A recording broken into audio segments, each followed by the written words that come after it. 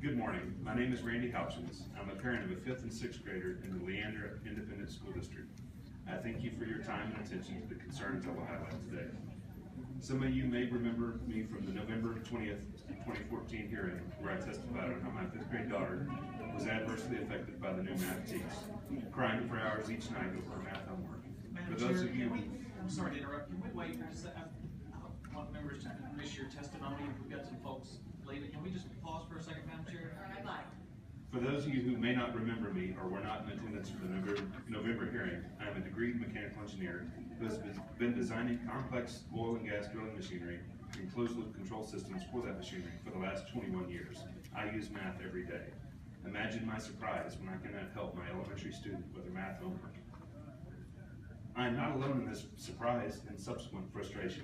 Many parents in Leander are trying to make sense of the problem and are taking action. We have spoken at every Leander ISD school board meeting since November. All that we've discovered has brought us back to the State Board of Education. The addition of the process standards, as well as the moving of TEKS from upper grades to lower grades, has essentially made the TEKS Common Core. Now, school districts like Leander can legally say they teach the TEKS, yet use instructional material that is 100% Common Core aligned. Let me emphasize, this is happening now. We elected you to represent the people of Texas, and the majority of Texans do not want Common Core. We got it anyway because of what was done in the TEKS. We are not happy about it. This struggle our kids have with the math TEKS is not a rollout or an implementation problem. It is a Common Core problem. What you have done to the TEKS, and by allowing school districts to purchase instructional materials and textbooks that are not on the SBOE approved list, has caused this problem. I strongly encourage you to listen to the latest Alice Linehan interview with Dr. Milgram, where he clearly explains that the new TEKS were corrupted at the end of the writing process. One of Dr. Milgram's stipulations in working with the Texas State Board of Education and the TEA on the new TEKS was that the Charles A. Dana Center would not be involved. Once the Dana Center got involved and Kathy Seeley was able to add Phil Darrow's process standards, Dr. Milgram distanced himself because he could see where it was going. He knew where it was going because of the process standards are what created a problem for California in 1992, and that's where he was called in to straighten it out. California dropped to 49th in the country in math. Bottom line, Dr. Milgram does not approve of the TEKS as they stand today. The Dana Center is now lobbying at the Capitol to provide school districts across the state the professional development that has been identified as needed to teach the new TEKS. How is this not a conflict of interest when it is the Dana Center that pushed these process standards into the TEKS? This push for the new math standards is not about educating our kids, it's about making money. Kathy Seeley of the Dana Center has also lobbied school districts directly, and it is her plan that has been implemented by Leander ISD. The Leander ISD Math Improvement Team has posted selfies with Kathy Seeley on their Facebook and Twitter accounts, and Kathy Seeley's plan is Common Core. We urge you to call Dr. Milgram back in to review the TEKS and give his assessment. Then we implore you to review and revise the TEKS to remove the Common Core material. We do not want the Charles A. Dana Center involved in professional development for teaching the new TEKS. We as parents cannot look at your good intentions in revising the TEKS. We are living the outcome of your revised TEKS. If you do not take action to correct this and remove Common Core material, many of us will abandon public education. Just like Dr. Hines from the Wednesday testimony, I too have purchased Saxon Math textbooks. I, again, thank you for your time and attention. Any questions? Okay, thank you, sir. Mr. Mayor? And just as a matter of clarification, in terms of the school district not purchasing state adopted materials, that is not something that came from this body, but came from the legislature. That under SB 6. Yeah, we're going to them next. Just to be clear. All right, thank you, sir.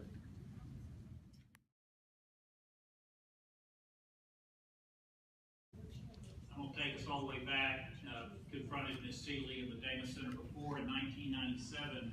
We had a high school math book that was identified in the U.S. Congress on the floor as being rainforest algebra, and it was an utter failure. We had pictures of jalapeno recipes, discussions of the Vietnam War, Hillary Clinton's achievements, but we didn't have an algebra problem in that high school algebra book until page 100. It was ridiculed there, and it was exposed here. What was most interesting in that rainforest algebra was Kathy Seeley's picture in the teacher's edition as a co-author. That was at the same time that she worked here at the Texas Education Agency in curriculum. And you have a question, Mr. Wade? No, we're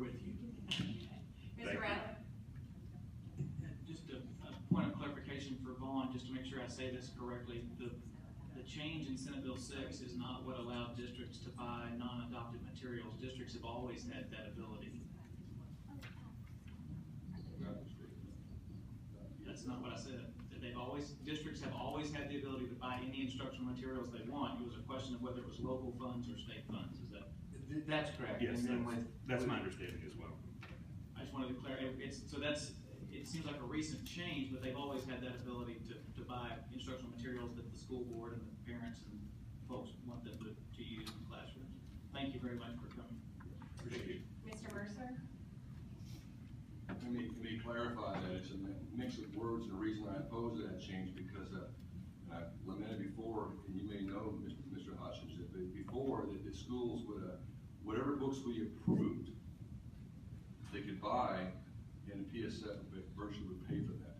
They could use their own funds to buy books that weren't approved. But if I understand why now, under SB 6, they can use Texas, our fund, the PSF, they can now use that money to buy materials not approved by this board. Is that a true statement? That's correct. Under the IMA, they can purchase adopted or non-adopted materials with the IMA funds. The districts just have to certify that they've covered the teams. So let's not wordsmith. And before we had a little more power, whatever books we approved, the schools got 100%. But now they can go around that and they can use the money that's meant for our kids. The PSF fund do that. And that I object to. You heard me speak before. You know, I think Common Core is a violation of the 10th Amendment. It's illegal, unconstitutional.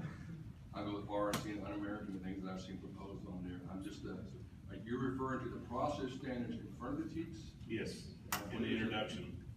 On the handout, I have the TEKS comparison with Common Core. This one here? Yes, and it's the process standards and the introduction to the TEKS that are allowing these school districts to say these materials are in line with the TEKS and are 50%, at least 50% aligned. Leander's saying that the Bridges mathematics book that they purchased is 85% aligned. Well, then we're still, okay. Dr. Milgram, who was at Stanford, one of our experts, I believe, and again, he's the one that turned around California from being 49th in the nation to what they had here. He claims that the same people who wrote the 1992 standards in California, which failed miserably, are the same as Common Core. Yes, and it's Phil Darrow's process standards that were introduced in California in 1992. They're the same process standards that Kathy Seeley and the Dana Center have pushed into the new math TEKS here in Texas. If this board would relook at those, the process standards are in front of every grade TEKS, right? Yes. And our TEKS is supposed to be able to say what to teach, which is our, as a board, what is to be taught, not how. But are the process standards telling us what or how?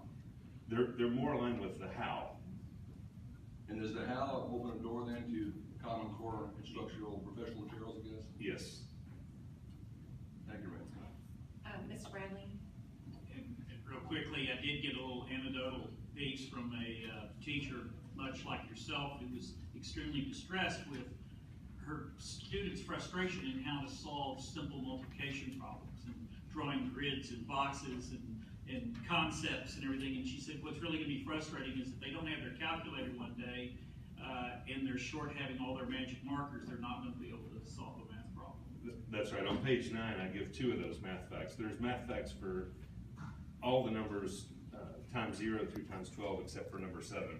One of the examples that I find just incredible is the times 6. It's now 3 steps to solve a multiply by 6 problem. You have to multiply by 10, divide by 2, and then add 1 set.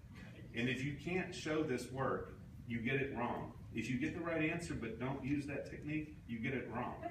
And that's not right. You're aware it's really academic now, but with the frustration with the math books in the past generation, Saxon books were so popular and districts were finding it difficult to use local funds to buy their math books, that we changed the standards so that Saxon books would count and made them conforming and thus eligible for funding. They actually called it the Saxon. Okay, Ms. Perez? Okay. Any other questions or comments? I did want to make sure, sir, it's me. the methods that, as crazy as this looks, and I agree on page 9, the methods that teachers use, we have no authority over. I just wanted to emphasize that, because I look at that and I'm like, oh, you know, so. Yeah, I hear it's encourage kind of you to look the new trend, the conceptual understanding trend, so. Yeah, I encourage you to look at some of these other problems that I've listed in here. These are all problems from my daughter's homework. Yeah. And the way they're worded is to have this rigor that is so pushed in the Common Core materials. And it's not teaching the kids math, it's just confusing them and making them not want to do it. Okay, anyone else? Mr. Mercer, one more question? And on page 9, the example, right, I know there's several examples, it's just, if I remember correctly, when I saw another, I think you just stated it, basically, if a child uses you had mentioned before, you send your kid, you actually pay for a tutor for what area, what? Yes, for math, I send my daughters to Sylvan. And so was using not Common Core, but traditional math? Traditional algorithms, yes. Yeah, And they're doing quite well at Sylvan. I've now spent $34,000 in the last year and a half at Sylvan, which I shouldn't have to do.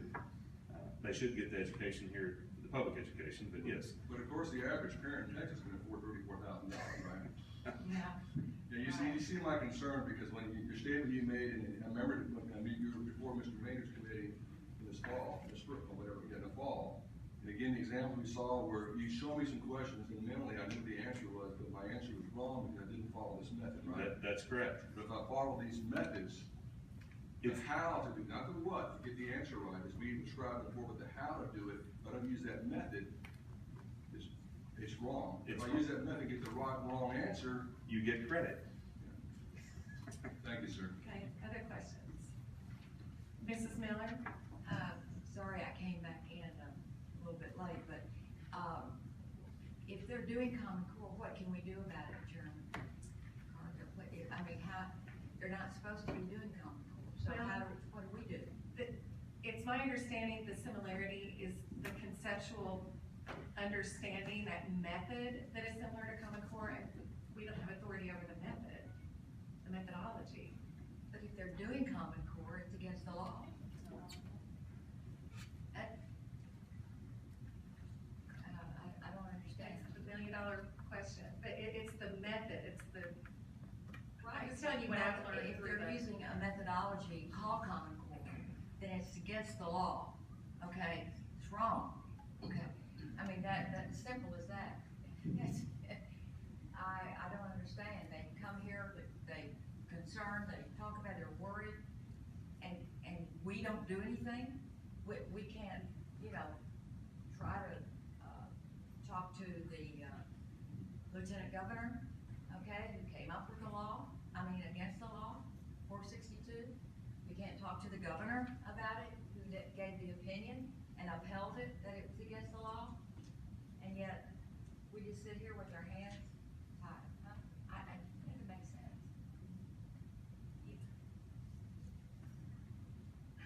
I know a lot of us are very concerned about this and have met with legislators, but if it's about method and how the method's done, our hands are tied.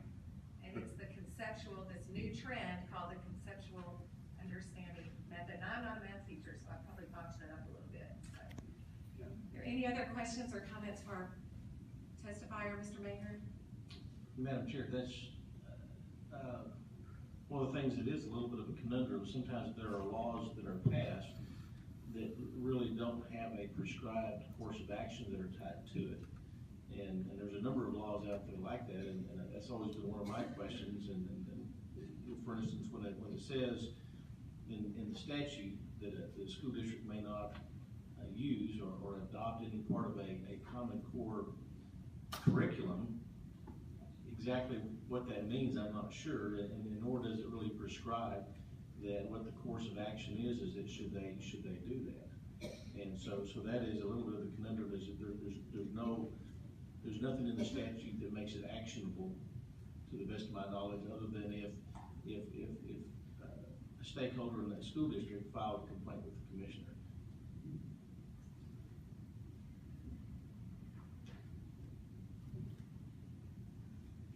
All right, we need to be wary, since we're not posted for this and diving too deeply into the discussion. Our legal counsel has counseled me. Thank you. Okay, any other questions for our testifier? Ms. Beltran? Sir, I was just curious to hear what response you heard from your school district. I mean, you said that they turned it back over to the SBOE, but what conversations have you had with your child's teacher, and what's her perspective, his or her perspective on this method of instruction? Well, many of the teachers are scared to speak out on this. We have a few that have talked to us. We've formed a group of concerned parents, and we've posted things on Facebook, and they've come to us and said, it is Common Core. We've been told by the administration to not say it's Common Core. Other teachers are too afraid to speak out. My current teacher for my 5th grade student is one of those that's afraid to speak out. We've talked directly to Dr. Champion, Leander.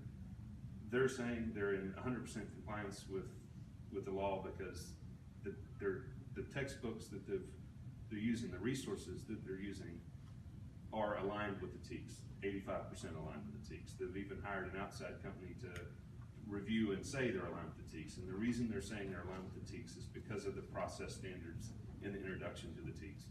I agree with you that the meat of the TEKS are good. I'm not even opposed to TEKS being shifted from 7th down to 5th, as long as the students are taught the skills in a progression. My 5th grader, unfortunately, was not one of those because 7th grade TEKS are now in 5th, and she's expected to have been taught the things that she would have learned in 5th and 6th last year to do these things.